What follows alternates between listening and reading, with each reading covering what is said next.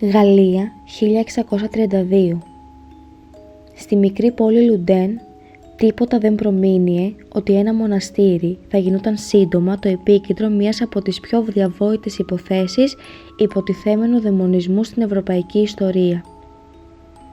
Μέσα στο μοναστήρι των Ουρσολινών ζούσαν 17 μοναχές. Η ηγούμενη τους ονομαζόταν Jeanne des Anges και όλα άρχισαν με κάτι που αρχικά δεν έμοιαζε καθόλου με δαιμονισμό. Ήταν μια περίοδος φόβου για ολόκληρη την πόλη. Η Πανόλη είχε χτυπήσει το Λουντέν και πολλοί κάτοικοι είχαν πεθάνει. Όσοι μπορούσαν έφευγαν, ενώ τα μοναστήρια είχαν ουσιαστικά απομονωθεί από τον έξω κόσμο. Κάποια στιγμή, μία από τις μοναχές είπε ότι είδε μέσα στο μοναστήρι τη μορφή ενός ιερέα που είχε πεθάνει λίγο καιρό πριν. Σύντομα όμως δεν ήταν η μόνη και οι εμφανίσεις άρχισαν να αλλάζουν. Οι μοναχές άρχισαν να περιγράφουν παράξενες παρουσίες μέσα στους διαδρόμους και στα δωμάτια τους. Και τότε η κατάσταση πήρε μια πολύ πιο σκοτεινή τροπή.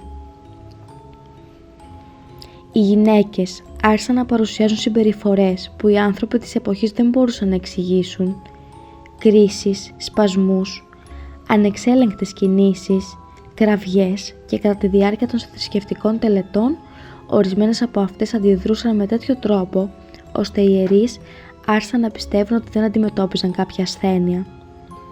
Πίστευαν ότι αντιμετώπιζαν δαιμονική κατοχή. Κλήθηκαν εξορκιστές και τον Οκτώβριο του 1632 άρχισαν οι πρώτοι εξορκισμοί. Όμως κατά τη διάρκεια του συνέβη κάτι που θα άλλαζε ολόκληρη την υπόθεση. Οι μοναχές άρχισαν να κατονομάζουν έναν άνθρωπο, έναν ιερέα της πόλης, τον Ουρμπέν Γκραντιέ. Ο Γκραντιέ ήταν ήδη μια αμφιλεγόμενη προσωπικότητα στο Λουντέν. Ήταν μορφωμένος, χαρισματικός και ιδιαίτερα δημοφιλής ως κήρυκας, αλλά είχε δημιουργήσει και αρκετούς ισχυρούς εχθρούς.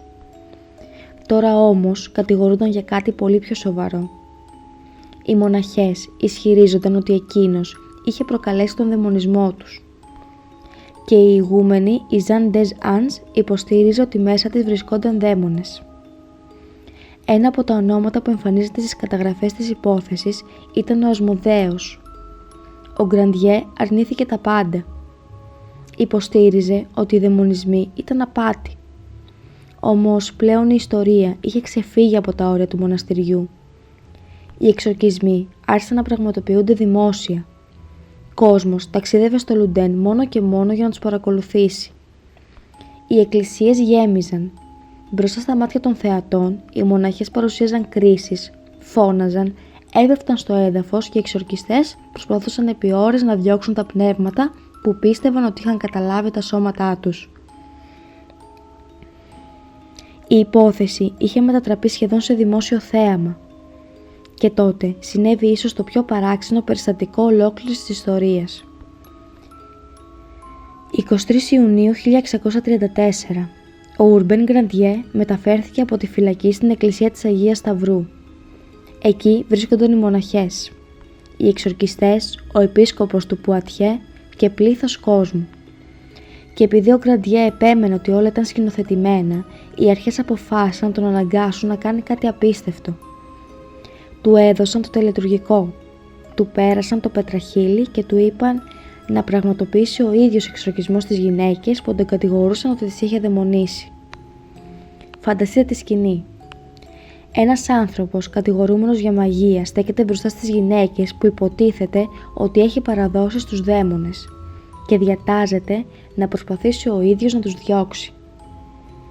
Αλλά η μοίρα του Γκραντιέ είχε σχεδόν αποφασιστεί. Στη δίκη παρουσιάστηκαν ακόμη και έγγραφα που υποτίθεται ότι αποτελούσαν συμφωνίες με τον διάβολο. Έγγραφα που φέρονταν να φέρουν το όνομα του Γκραντιέ και ονόματα δαιμόνων. Μέχρι σήμερα φυσικά δεν υπάρχει βεβαιότητα ότι ήταν αυθεντικά.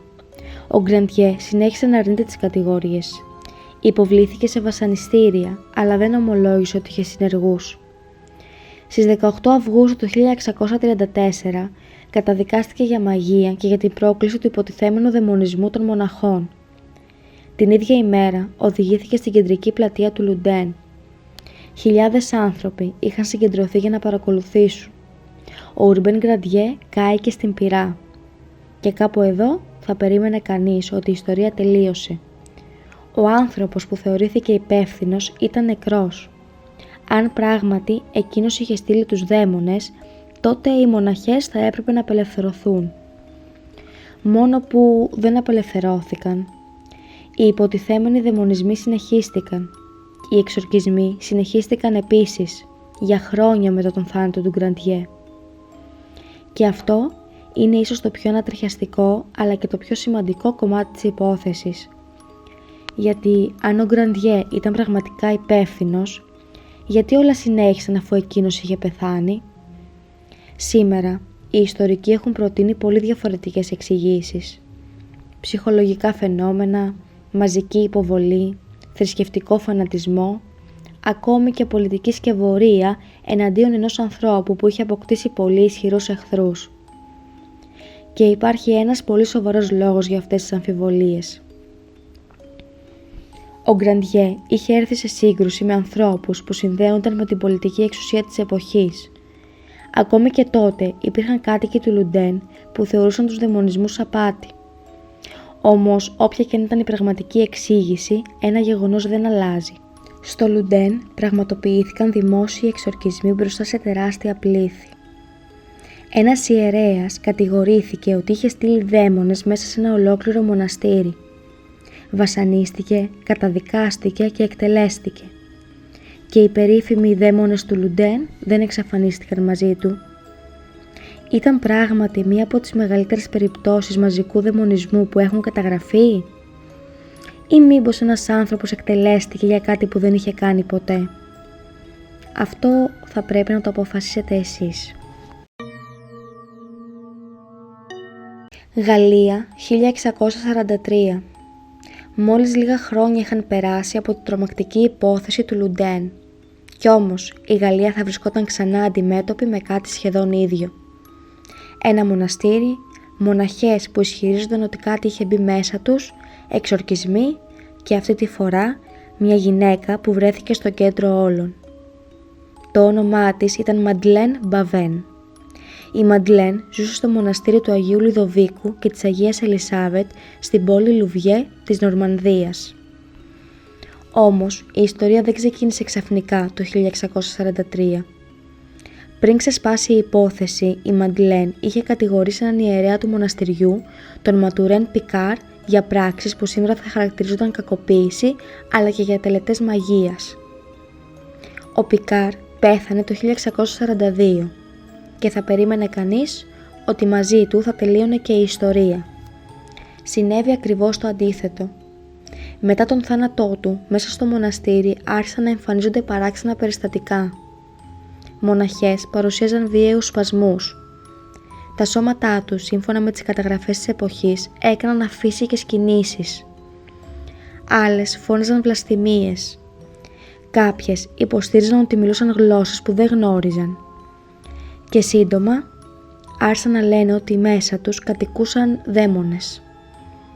Δεν μιλούσαν μάλιστα γενικά για κάποια σκοτεινή παρουσία. Έδιναν στις οντότητες ονόματα. Λεβιάθαν, Νταγκόν, Ανσιτίφ, και όσο περισσότερες μοναχές παρουσίαζαν παρόμοια συμπτώματα, τόσο περισσότερο εξαπλωνόταν ο φόβος. Η εκκλησία ενημερώθηκε. Ο επίσκοπος του Ευρέ έφτασε ο ίδιος στο Λουβιέ και παρακολούθησε όσα συνέβαιναν. Και τότε άρχισαν οι εξορκισμοί. Οι τελετές δεν έφεραν αμέσως ηρεμία, το αντίθετο. Κατά τη διάρκεια τους αναφέρονταν κραυγές, σπασμοί και ακραίες αντιδράσεις από τις μοναχές. Η υπόθεση είχε πλέον ξεφύγει από τους τοίχους του μοναστηριού. Ολόκληρη η περιοχή μιλούσε για τις δαιμονισμένες του Λουβιέ και μέσα σε όλο αυτό η Μαντλέν άρχισε να κάνει ακόμα πιο σκοτεινές καταγγελίες. Ισχυρίστηκε ότι ο νεκρός πλέον Πικάρ μαζί με τον ιερέα Τομά Μπουλέ την είχαν οδηγήσει σε απαγορευμένες τελετές και σαββατικές συγκεντρώσεις. Οι αρχές ξεκίνησαν έρευνα. Ο Μπουλέ συνελήφθη, ανακρίθηκε, βασανίστηκε και αρνήθηκε μέχρι τέλους ότι ήταν μάγος. Όμως η απόφαση είχε ουσιαστικά πάρθει. Στις 21 Αυγούστου του 1647 το κοινοβούλιο της Ρουέν τον καταδίκασε σε θάνατο. Ο Τομά Μπουλέ οδηγήθηκε στην πυρά. Αλλά η πιο μακάβρια απόφαση αφορούσε έναν άνθρωπο που ήταν ήδη νεκρός, τον Ματουρέν Πικάρ. Οι αρχές διέταξαν να ανοίξουν τον τάφο του. Η σωρός του εκτάφηκε, μεταφέρθηκε στη Ρουέν και κάηκε μαζί με τον Μπουλέ. Οι στάχτες τους διασκορπίστηκαν στον άνεμο. Όσο για τη Μαντλέν δεν αθώθηκε, της αφαιρέθηκε η ιδιότητα της μοναχής και καταδικάστηκε σε ισόβια φυλάκιση. Πέθανε λίγα χρόνια αργότερα το 1652 μέσα στη φυλακή και κάπως έτσι τελείωσε μία από τις πιο παράξενες υποθέσεις δαιμονισμού της Γαλλίας. Ήταν πράγματι μαζικός δαιμονισμός ή μήπως πίσω από τις κραυγές, τους εξορκισμούς και τις κατηγορίες κρύβονταν κάτι πολύ πιο ανθρώπινο? Φόβος, κακοποίηση, θρησκευτικός φανατισμός και μια κοινωνία που τον 17ο αιώνα μπορούσε να ερμηνεύει ως αν δεν καταλάβαινε ως έργο του διαβόλου. Το μόνο βέβαιο είναι ότι η υπόθεση του Λουβιέ δεν αποτελεί έναν απλό θρύλο. Οι ανακρίσεις, οι δίκοι και οι καταδίκες καταγράφηκαν σε έγγραφα της εποχής. Και περισσότερους από 3 αιώνες αργότερα, η ιστορία των μοναχών του Λουβιέ εξακολουθεί να προκαλεί το ίδιο ερώτημα. Τι συνέβη πραγματικά μέσα σε εκείνο το μοναστήρι? Γαλλία 1609. Πριν από το Λουντέν, πριν από το Λουβιέ, μία άλλη υπόθεση είχε ήδη συγκλονίσει τη Γαλλία. Και αυτή τη φορά, στο κέντρο της ιστορίας βρισκόταν μία νεαρή γυναίκα, η Μαντλέν de Mandolle de la Palie, και ένας ιερέας που τελικά θα κατέληγε στην πυρά, ο Λουί Γκοφριντί. Η Μαντλέν καταγόταν από εύπορη οικογένεια της Μασσαλίας. Σε νεαρή ηλικία μπήκε σε μοναστήρι Ουρσουλινών, όμως το καλοκαίρι του 1609 κάτι άρχισε να αλλάζει. Η Μαντλέν παρουσίαζε έντονους σπασμούς, έτρεμε, η συμπεριφορά της γινόταν ολοένα και πιο παράξενη και σύντομα δεν ήταν η μόνη. Παρόμοια συμπτώματα άρχισαν να εμφανίζονται και σε άλλες γυναίκες. Για τους ανθρώπους του 17ου αιώνα η εξήγηση ήταν τρομακτικά απλή. Δαιμονισμός. Οι πρώτες προσπάθειες εξορκισμού δεν έφεραν αποτέλεσμα και η κατάσταση έγινε τόσο σοβαρή ώστε η Μαντλέν οδηγήθηκε τελικά στον περίφημο ιερό τόπο της Σεντ Μπομ. Εκεί ανέλαβε την υπόθεση ο Δομινικανός ιερέας Σεμπαστιάν Μικαελής. Μαζί με τη Μαντλέν βρισκόταν ακόμα μια γυναίκα, η Λουίζ Καπό, και τότε άρχισαν οι εξορκισμοί που θα έκαναν την υπόθεση γνωστή σε ολόκληρη τη Γαλλία. Κατά τη διάρκεια των τελετών, οι 2 γυναίκες παρουσίαζαν ακραίες αντιδράσεις. Η Μαντλέν ούρλιαζε, η Λουίζ άλλαζε τη φωνή της και σύμφωνα με τις καταγραφές των εξορκιστών, από το στόμα της Λουίζ άρχισε να μιλά μια οντότητα. Της έδωσαν το όνομα Βερίν και ήταν αυτή η υποτιθέμενη φωνή που ανέφερε για πρώτη φορά ένα όνομα. Λουί Γκοφριντί, έναν ιερέα από τη Μασσαλία. Ο Βερίν, σύμφωνα με όσα κατέγραψαν οι άνθρωποι που πραγματοποιούσαν τους εξορκισμούς, κατηγορούσε τον Γκοφριντί ότι είχε χρησιμοποιήσει μαγεία εναντίον της Μαντλέν, ότι την είχε παρασύρει σε απαγορευμένες τελετές και ότι εκείνος ήταν υπεύθυνος για όσα συνέβαιναν. Ξαφνικά μία υπόθεση δαιμονισμού είχε μετατραπεί σε υπόθεση μαγείας. Ο Γκοφριντί αρνήθηκε τις κατηγορίες, όμως στις 20 Φεβρουαρίου του 1611 συνελήφθη. Μεταφέρθηκε στην Aix-en-Provence και άρχισε η δίκη του. Οι αρχές εξέτασαν το σώμα του αναζητώντας το λεγόμενο σημάδι του διαβόλου. Οι καταθέσεις των γυναικών χρησιμοποιήθηκαν εναντίον του και τελικά ο Γκοφριντί ομολόγησε. Όμως υπάρχει μια πολύ σημαντική λεπτομέρεια. Η ομολογία αυτή αποσπάστηκε ενώ βρισκόταν υπό βασανιστήρια και αργότερα την ανακάλεσε. Ήταν όμως πλέον αργά. Το δικαστήριο είχε στα χέρια του αυτό που θεωρούσε απόδειξη. Στις 30 Απριλίου 1611 εκδόθηκε η απόφαση. Ο Λουί Γκοφρεντί κρίθηκε ένοχος για μαγεία και άλλα εγκλήματα. Η ποινή ήταν θάνατος. Την ημέρα της εκτέλεσης οδηγήθηκε δημόσια στους δρόμους της Αix και στο τέλος της διαδρομής παραδόθηκε στους δημίους. Ο Γκοφρεντί εκτελέστηκε και το σώμα του κάηκε. Οι στάχτες του διασκορπίστηκαν. Όμως το παράξενο είναι ότι ο θάνατός του δεν έβαλε πραγματικά τέλος στην ιστορία. Σύμφωνα με τις αφηγήσεις της εποχής, μετά την εκτέλεση του Γκοφρεντί, η Μαντλέν θεωρήθηκε ότι είχε απελευθερωθεί από τον δαιμονισμό. Η ζωή της όμως δεν επέστρεψε ποτέ στην κανονικότητα. Χρόνια αργότερα, η ίδια γυναίκα που κάποτε θεωρούνταν θύμα μαγείας, κατηγορήθηκε η ίδια ως μάγισσα. Το 1642 βρέθηκε ξανά αντιμέτωπη με κατηγορίες και αργότερα, το 1652, δικάστηκε ξανά. Πέρασε χρόνια στη φυλακή. Τελικά απελευθερώθηκε σε μεγάλη ηλικία και πέθανε το 1670. Αλλά η πραγματική σημασία της υπόθεσης είχε ήδη φανεί πολύ νωρίτερα. Γιατί όσα συνέβησαν στην Aix-en-Provence δημιούργησαν ένα τρομακτικό προηγούμενο. Μοναχές δήλωσαν δαιμονισμένες. Κατά τη διάρκεια εξορκισμών κατανόμαζαν έναν άνδρα ως υπεύθυνο. Ο άνδρας κατηγορούνταν για μαγεία και τελικά κατέληξε νεκρός. Σας θυμίζει κάτι? Περισσότερα από 20 χρόνια αργότερα, ένα παρόμοιο σκηνικό θα επαναλαμβανόταν στο Λουντέν.